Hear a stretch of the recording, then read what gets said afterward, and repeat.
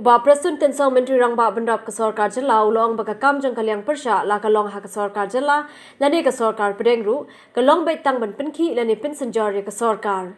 Habai kren bikinong thok khobor ha ka khat khandai terik mentau banai uba Tensong ulong balada ke NPP ne ganu ganu ke sengru kan le hi kumju. Uba Tensong ulong ye kani ha bakin tho halor ke jing kno ke seng Congress baka Jela kamdan ha ke jing shingan ha ke jing senchar ke Sarkar ka pamenta. Hindre ulong pat baka kamram jaka Sarkar kalong manwanra eka jingshong suk shongsan jong ki pat ba ha ke Jela. When you are in the opposition, be it Congress, be it NPP, be it any political party, when you are in the opposition, your priority is what? Very simple. To create instability.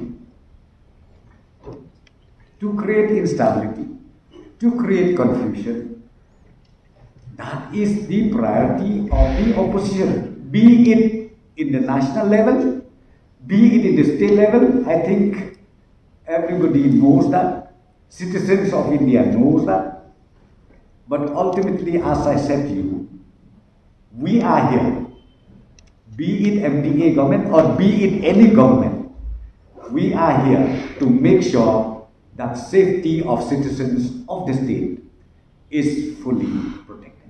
Laban kedau hang ni baka khat phra terik mentau banai ke seng Congress hadim lawai ke jelang juga Congress Legislature Party kala ther ting e ke jing senchar juga Sarkar MDA balai lam de ke seng NPP da ke bong baka jela kala don apreng ke kendrum kendram bar ke jing bom shong suk shong san.